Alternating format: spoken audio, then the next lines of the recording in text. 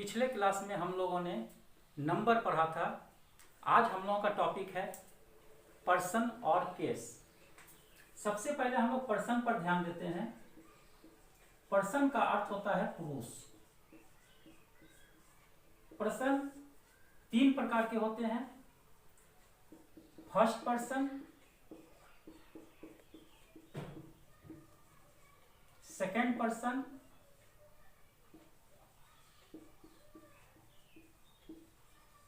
Third person.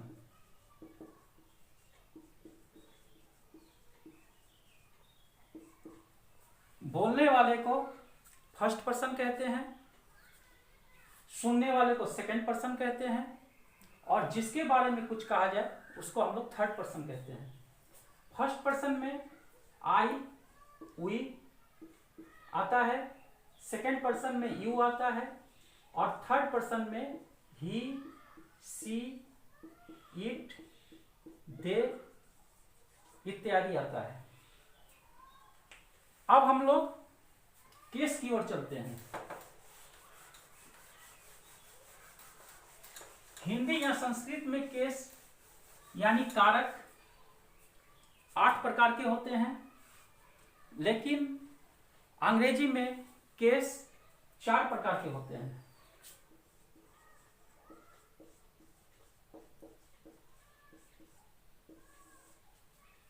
पहला nominative case.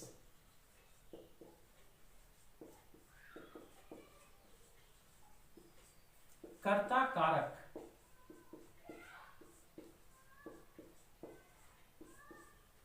दूसरा objective case.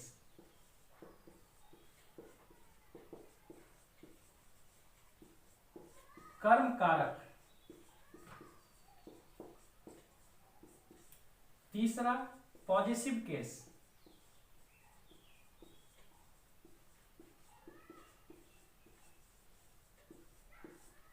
संबंध कारक।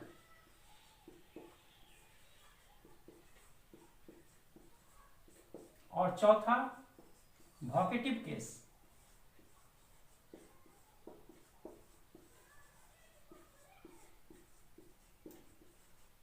संबोधन कारक।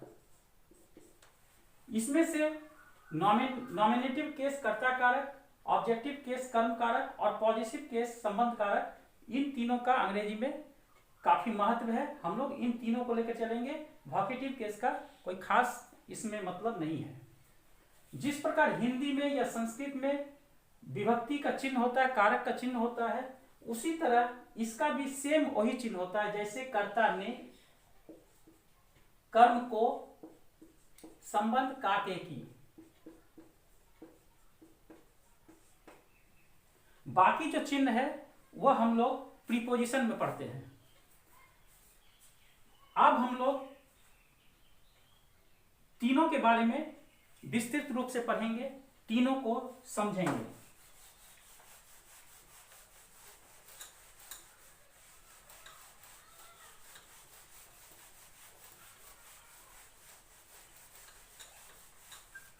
Nominative case.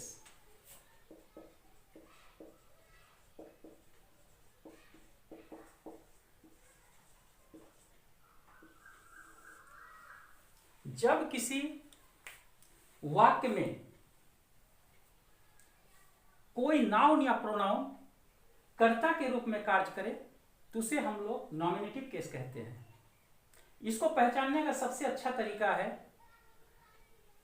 कि वाक्य में हम हु लगाकर प्रश्न करें और उसका जो उत्तर आए वह नॉमिनेटिव केस है। जैसे उदाहरण के लिए हम लोग कहते हैं Who teaches you? कौन तुम्हें पढ़ाते हैं? तो इसका उत्तर आता है He teaches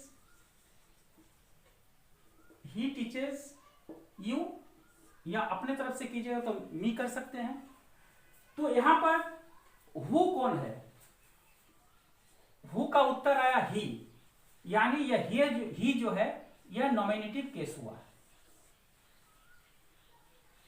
अब हम ऑब्जेक्टिव केस की ओर जाते हैं।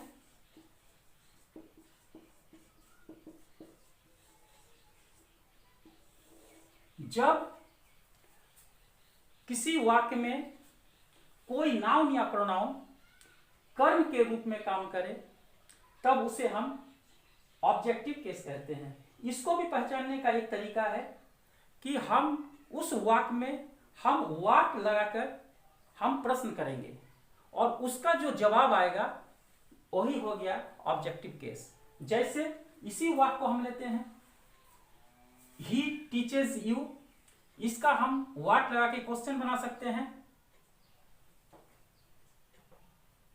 What does he teach.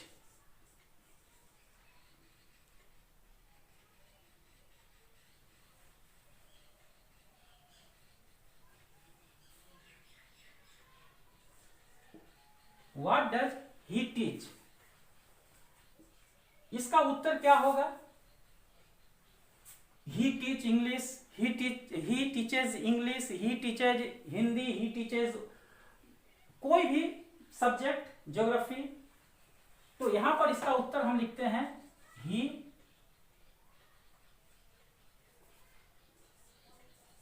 teaches Hindi.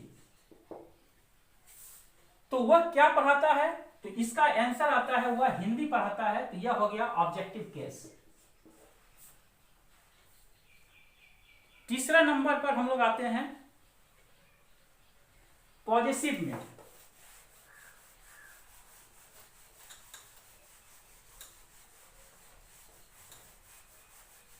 Positive case में अधिकार या संबंध का बोध होता है।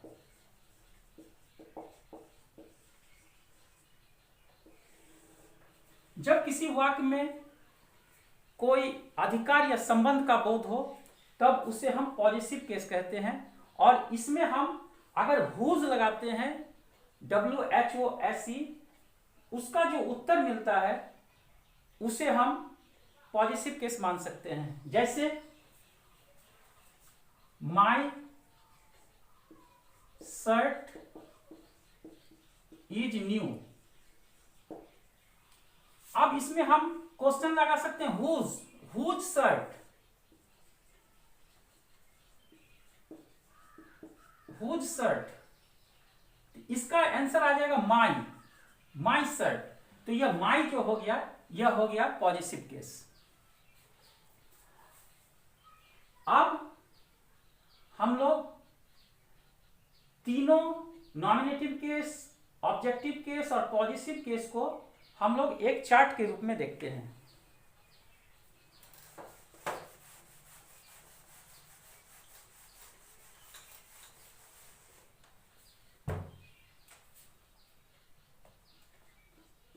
सबसे पहले हम लोग फर्स्ट पर्सन में देखते हैं।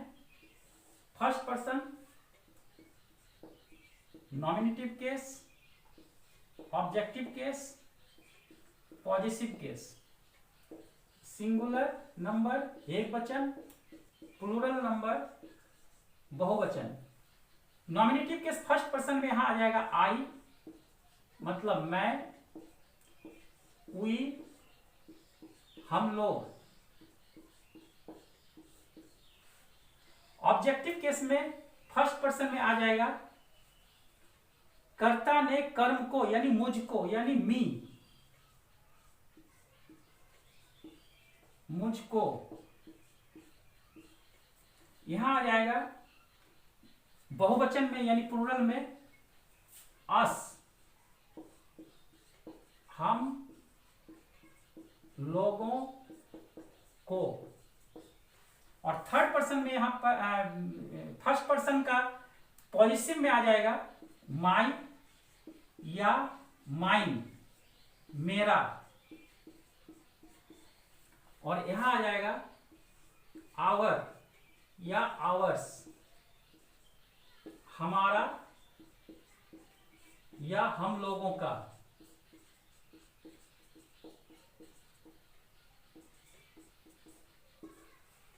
इसी प्रकार हम सेकेंड पर्सन में भी चार्ट के रूप में देखते हैं।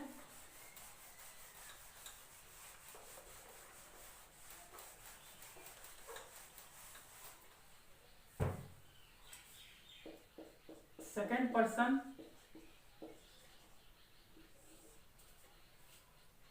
Singular number,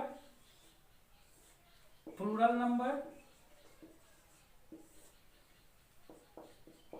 nominative case, objective case, positive case. You, तुम या आप, यू, तुम लोग या आप लोग,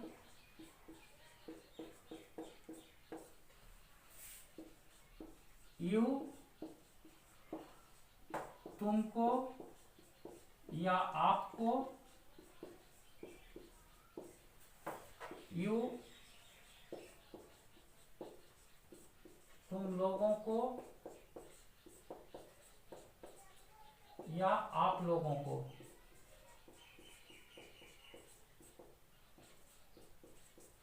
और पॉजिटिव में आएगा योर,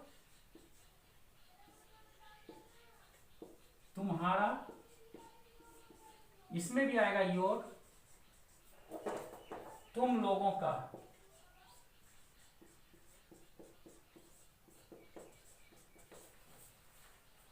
अब हम लोग थर्ड पर्सन में आते हैं।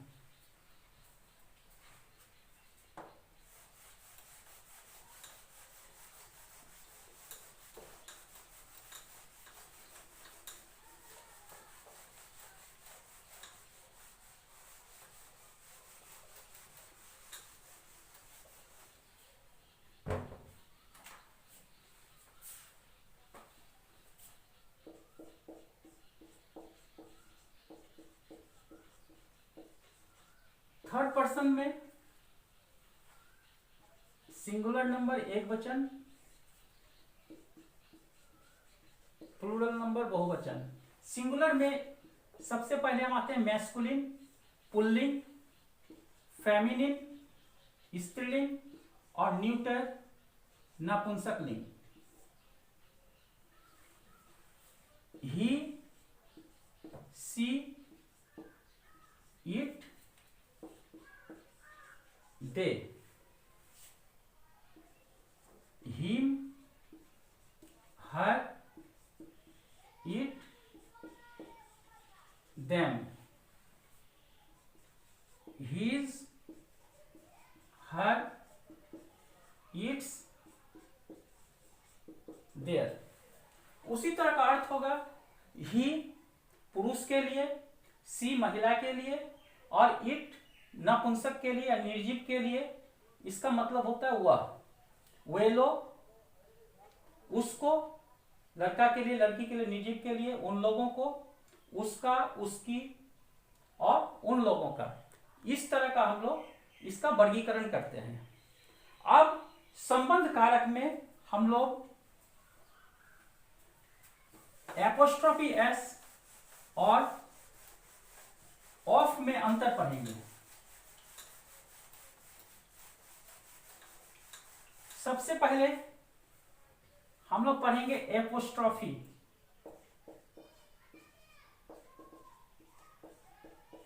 Trophy S. एपोस्ट्रोफी एस का क्या अर्थ होता है? एपोस्ट्रोफी एस का अर्थ होता है का,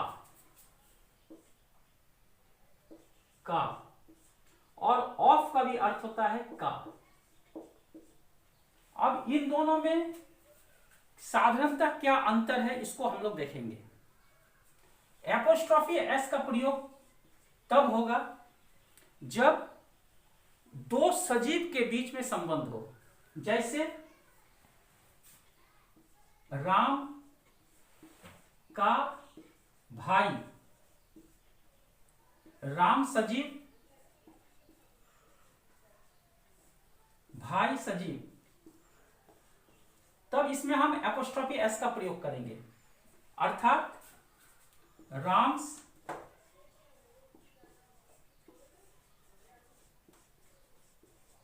ब्रदर। जब दो निर्जीव के बीच में संबंध स्थापित हो तब हम लोग ऑफ का प्रयोग करते हैं। जैसे घर का दरवाजा, घर निर्जीव, दरवाजा निर्जीव। इसको हम लोग लिखेंगे the door of the house.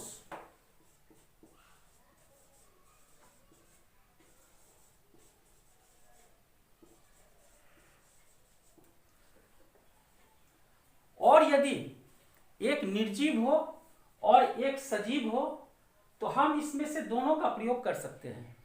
जैसे